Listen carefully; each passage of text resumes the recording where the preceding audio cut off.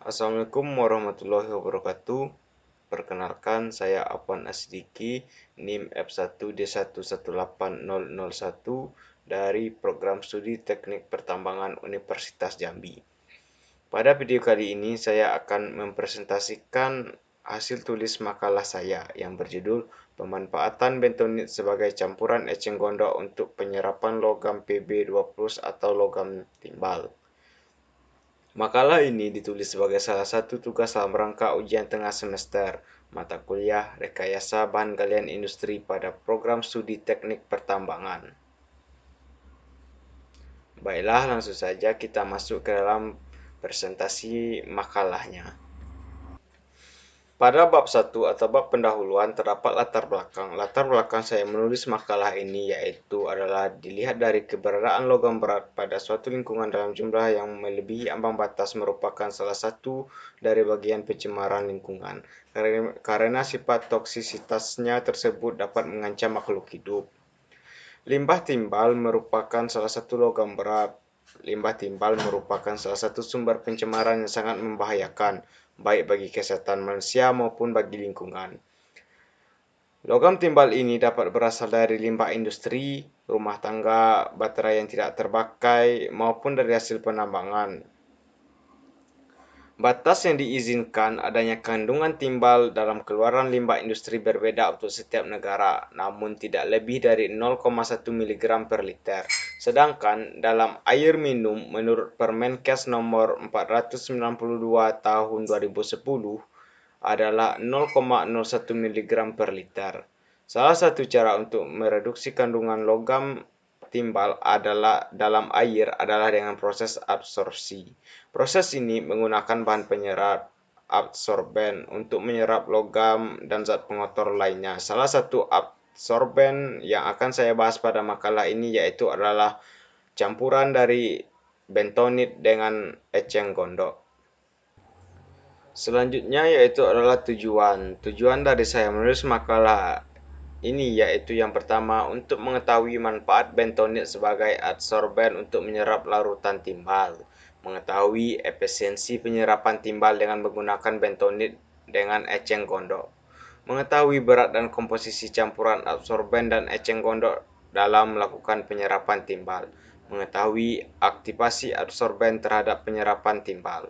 Untuk manfaat dari penulisan makalah ini yaitu yang pertama adalah dapat memberikan informasi mengenai pemanfaatan dari tanaman eceng gondok dan lempung bentonit yang memiliki kegunaan dalam menurunkan logam berat yang dapat mencemari lingkungan. Selanjutnya, dapat menjadi sumbangan ilmiah bagi dunia pendidikan, khususnya dalam bidang teknik pertambangan dan teknik lingkungan. Selanjutnya kita masuk ke dalam bab 2 yaitu adalah bab tinjauan umum. Pada bab ini menjelaskan tentang spesifik dari bentonit itu sendiri. Bentonit alam merupakan alumina silikat terhidrasi dengan unsur utama yang terdiri dari kation alkali dan alkali tanah dari senyawa yang dikandungnya. Bentonit berarti tanah liat yang mengandung senyawa hidrat aluminosilikat dengan unsur-unsur utama alkali tanah dan mempunyai sifat-sifat penukaran ion serta kemampuan absorpsi yang tinggi, sehingga mineral bentonit terdiri dari beberapa jenis mineral berstruktur tiga dimensi dan mempunyai pori yang dapat diisi oleh molekul air.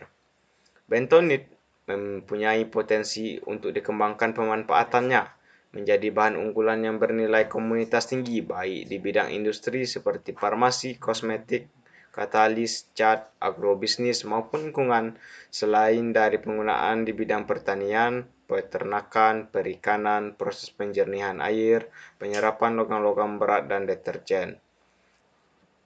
Pada layar presentasi saya terdapat gambar satu yaitu adalah gambar bentonit. Gambar ini merupakan bentuk dari bentonit yang terdapat di alam.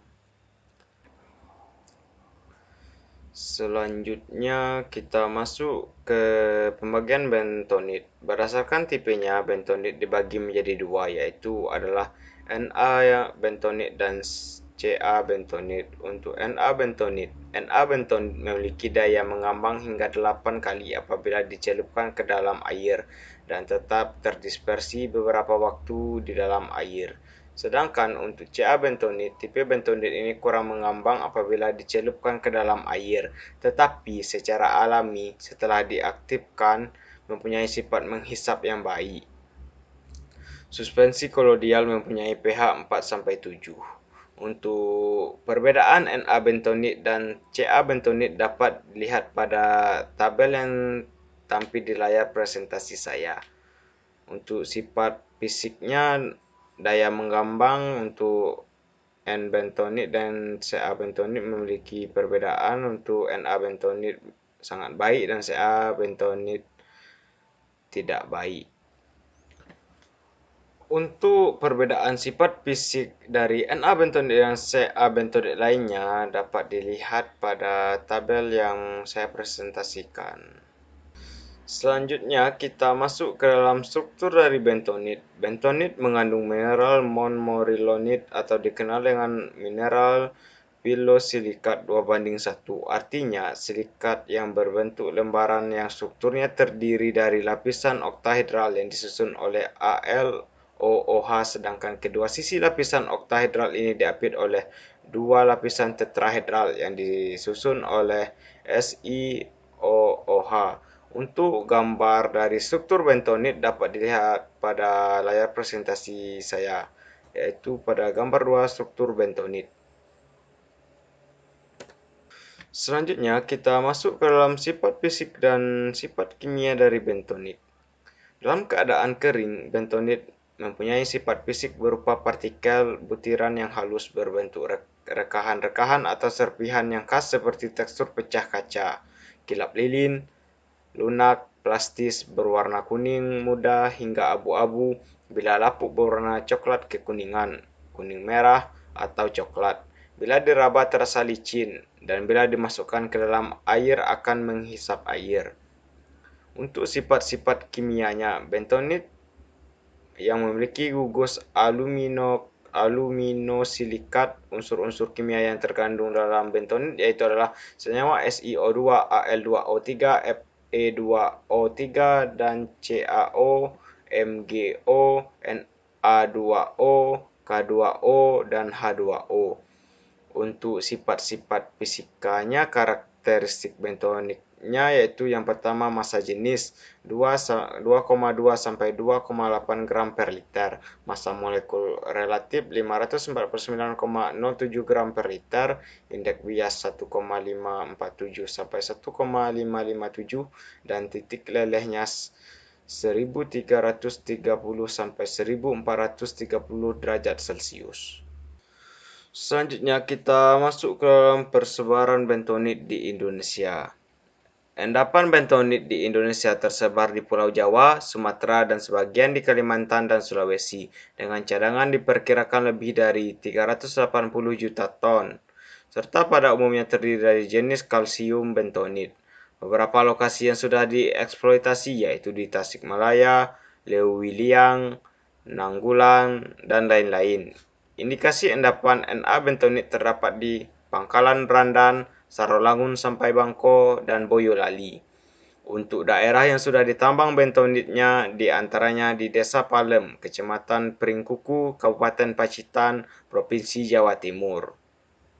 Selanjutnya kita masuk ke dalam proses aktivasi bentonit. Sebelum digunakan dalam berbagai aplikasi, bentonit harus diaktifkan dan diolah terlebih dahulu. Menurut Wulandari 2012, ada dua cara yang dapat dilakukan untuk aktivasi bentonit, yaitu yang pertama, secara pemanasan. Pada tahap ini, bentonit dipanaskan pada temperatur 300-350 derajat Celcius untuk memperluas permukaan butiran bentonit. Yang kedua, secara pengasaman atau kontak asam. Tujuan dari aktivasi kontak asam adalah untuk menukar ion Ca yang ada di dalam Ca bentonit menjadi ion H+, dan melepaskan ion Al, Fe, Mg, dan pengotor lainnya dari kisi-kisi struktur, sehingga secara fisik bentonit tersebut menjadi lebih aktif. Selanjutnya, timbal. Timbal dikenal juga dengan nama timah hitam. Dalam bahasa ilmiahnya dinamakan plumbum dengan lambang Pb. Dalam tabel periodik, logam ini termasuk golongan 4A. Timbal adalah logam yang lunak berwarna abu-abu kebiruan.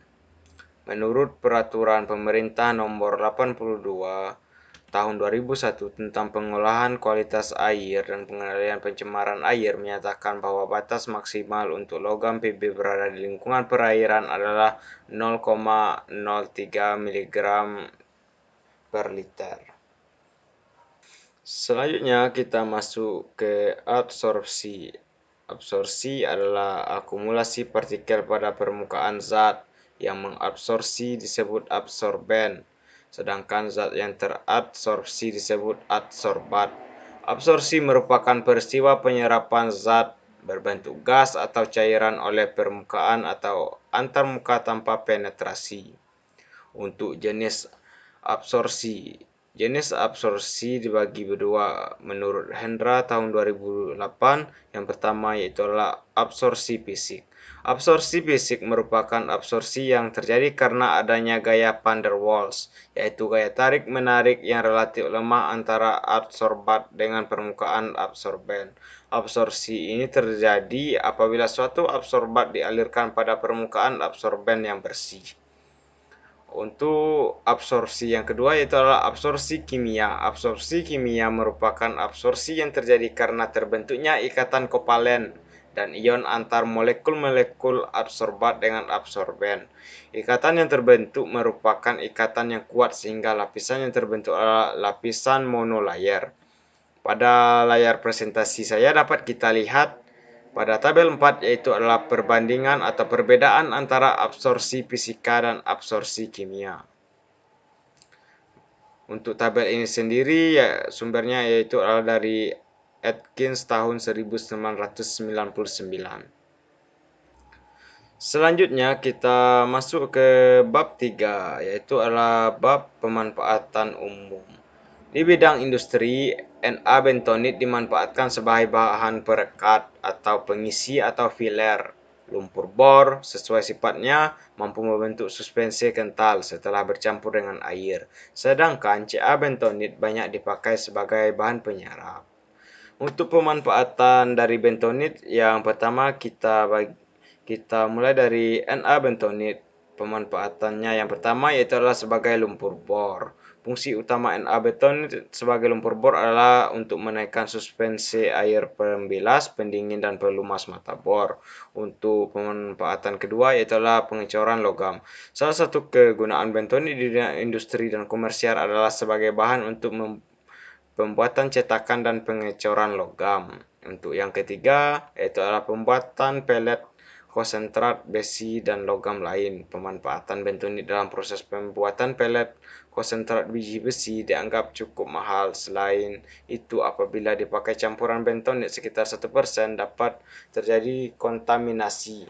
Kadar besinya akan turun 0,6% dan silika naik 0,5%. Pada bidang teknik sipil, pemanfaatan bentonit masih terbatas pada pembangunan konstruksi beton, seperti jembatan, bendungan, dan bangunan yang berhubungan langsung dengan air tanah dan air laut. Pemanfaatan bentonit selanjutnya yaitu sebagai bahan pencuci dan pemutih. Pemakaian Na-bentonit sebagai bahan pemutih dan pencuci termasuk mahal, tetapi memberikan hasil yang baik dan banyak dilakukan. Atas pertimbangan biaya, fungsi bentonit banyak digantikan oleh lempung asam aktif atau Fuller's Ear. Pada industri kosmetik untuk dapat digunakan bentonit harus memenuhi persyaratan, yaitu yang pertama mengandung mineral magnesium silikat, mempunyai pH netral, kandungan air dalam bentonit kurang dari 5%, dan ukuran butiran adalah 325 mes. Manfaat bentonit selanjutnya yaitu sebagai adsorben. Bentonit sebagai bahan penyerap atau bahan pemucat pada industri minyak kelapa sawit juga cukup banyak digunakan. Fungsi selanjutnya sebagai katalis. Penggunaan lempung sebagai katalis telah lama diperkenalkan, yaitu pada proses perengkahan minyak bumi dengan menggunakan mineral montmorillonit yang telah diasamkan. Fungsi berikutnya yaitu sebagai penukar ion. Pemanfaatan bentonit sebagai penukar ion didasarkan pada sifat permukaan bentonit yang bermuatan negatif, sehingga ion-ion dapat terikat secara elektrostatik pada permukaan bentonit. Untuk Ca bentonit, berbeda dengan Na bentonit, Ca bentonit tidak memiliki sifat mengambang yang baik sebab tidak adanya ion Na+ di dalam kesatuan sel pada kisi kristal morilonit. Pemakaian Ca bentonit pada dasarnya sama dengan pemakaian lempung yang tergolong polar irs, antara lain untuk lumpur pemboran, pencuci dan pembersih, minyak bakar, minyak goreng, industri obat-obatan, kimia, kertas, keramik, dan lainnya. Tetapi pemanfaatan yang utama adalah untuk pembuatan sodium bentonit sintesis dan bahan baku pembuatan lempung aktif. Selanjutnya kita masuk kepada bab 4, yaitu adalah bab pembahasan dari judul makalah yang telah saya buat tadi. Pada bab pembahasan ini akan dibahas mengenai simulasi pembuatan sampel campuran adsorben bentonit dengan eceng gondok. Setelah mendapatkan sampel absorben, campuran tersebut akan dilakukan pengujian efisiensi penyerapan terhadap larutan timbal dan mengaitkan dengan referensi. Berapa takaran campuran optimal terhadap kemampuan penyerapannya. Adapun bagan alir dari kegiatan yang saya lakukan yaitu adalah yang pertama persiapan bahan baku. Bahan bakunya ada dua, yaitu eceng gondok dan bentonit.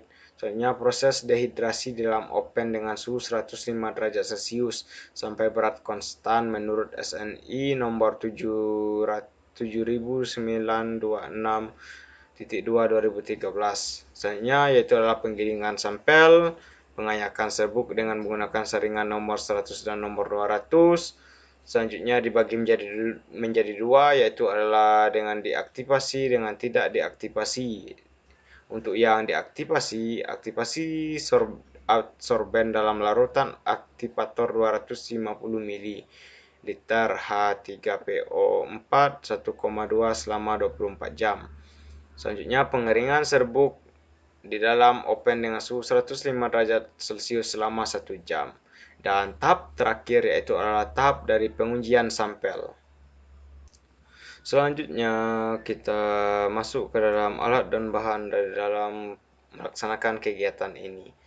Untuk alatnya yaitu adalah spektrofotometer, serapan atom atau AAS, botol sampel dan gelas kimia, neraca analitik, kertas saring Wetman 42. Untuk bahannya yaitu adalah eceng gondok dan bentonit, aquades, larutan asam fosfat, sampel air yaitu air limbah artifisial. Untuk pelaksanaan kegiatannya yang pertama yaitu adalah terlebih dahulu dilakukan studi literatur. Studi literatur yang digunakan meliputi teori-teori yang berkaitan dengan pembuatan adsorben dari bahan bentonit dan eceng gondok melalui aktivasi kimia, proses yang terkait dalam absorpsi logam berat, serta kajian terhadap penelitian-penelitian terdahulu yang relevan. Untuk tahap selanjutnya yaitu adalah tahap preparasi sampel adsorben. Eceng gondok yang digunakan pertama-tama diambil bagian daunnya, kemudian dibersihkan dan dicuci dengan aquades. Selanjutnya dipotong kecil-kecil lebih kurang 2 cm. Dalam tempat terpisah, masing-masing bahan baku yang telah dibersihkan dikeringkan di dalam oven dengan suhu 105 derajat Celcius sampai diperoleh berat konstan. Selanjutnya, sampel kita haluskan, diayak dengan saringan nomor 100 dan sampel yang lolos kembali diayak dengan saringan nomor 200. Sampel yang digunakan adalah sampel yang tertinggal pada saringan nomor 200. Diperoleh adsorben kering yang siap digunakan. Untuk perkiraan bentuk dari sampel yaitu ada pada gambar 4, yaitu adalah gambar preparasi sampel. Tahapan selanjutnya yaitu adalah tahapan aktivasi campuran adsorben. Campuran adsorben yang dispersikan ke dalam larutan H3PO4 1,2 m untuk membersihkan permukaan pori dan meningkatkan daya serap adsorben. Aktivasi dilakukan selama 24 jam, lalu dicuci dengan aquades, kemudian dilakukan penyaringan dan pengeringan dengan suhu 105 derajat Celcius selama 1 jam. Setelah itu dilakukan proses adsorpsi. Untuk kegiatan aktivasi campuran absorben dapat dilihat pada gambar 5. Gambar 5 ini memperlihatkan tentang proses penyaringan absorben. Selanjutnya, proses absorpsi timbal menggunakan variasi rasio komposit bentonit sampai eceng gondok dengan berat sebanyak 4, 6, dan 8 gram, kecepatan pengadukan 150 dan 200 rpm. Waktu absorpsi dilakukan selama 30 dan 60 menit pada konsentrasi adsorbat timbal 10 mg per liter. Menurut Sumaya tahun 2017, efisiensi penyerapan logam timbal dengan menggunakan absorben dari campuran bentonit dan eceng gondok adalah sebagai berikut. Yang pertama, berat dan komposisi optimum dari campuran absorben bentonit dan eceng gondok adalah 8 gram dan perbandingannya 50% banding 50%.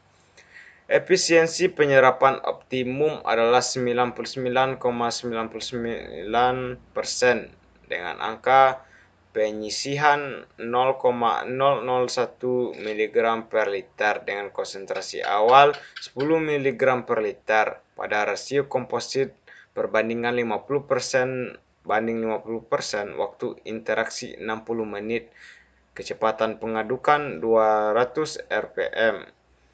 Dengan kemampuan adsorben menyerap logam Pb sebesar 0,24998 mg per gram. Yang ketiga, pengaruh aktivasi terhadap penyerapan larutan timbal dapat dilihat dengan nilai efisiensi terbaik dari campuran bentonit 50% dan 50% eceng gondok pada berat total adsorben 8 gram. Yang tidak diaktifasi sebesar 82,050%, sedangkan adsorben yang diaktifasi dapat mencapai angka 99,99%.